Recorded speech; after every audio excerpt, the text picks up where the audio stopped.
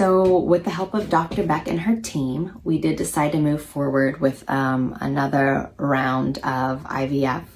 And I'm going to keep this part of my story a little bit short. This is not that it's private. I'm an open book, but there are parts of our story that I want my son to know before the world knows, basically.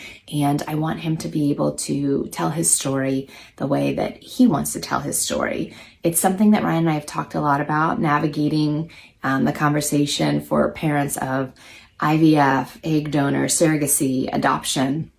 They're really intense conversations, and we've been working through that as well, because he did not come to fruition the way some babies do. So it can be a little bit confusing. So like I said, open book, feel free to send me a message and we can talk about it, but I want to keep some part of the story for him to be able to understand and comprehend first, before we tell the world a piece of our story. So we did go forward with another round, and it turns out of all of the eggs that were collected, there were 18, and only one was viable and strong and perfect.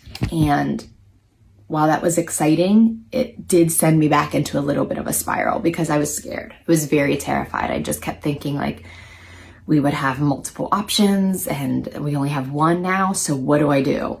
And I took some time to breathe, and Ryan and I sat down and realized that I needed to continue with my healthy habits and not run into a transfer right away, which was actually my choice, and I think it surprised him as much as it surprised me. But I needed to make sure that my mind and my heart and my body were full on ready for this. So I wanted to make sure I was in tip-top shape and condition spiritually, mentally, and emotionally as well.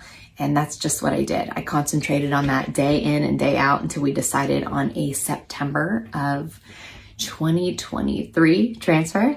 And the kicker was we had to go back out to California for a third time, and we had to be there for 16 days, because while I needed to rest my body, Dr. Beck also felt very strongly that we could do a natural transfer, which was great because the medications and everything that I had been on had really rocked my body. But she had a lot of faith in me, and she was really encouraging.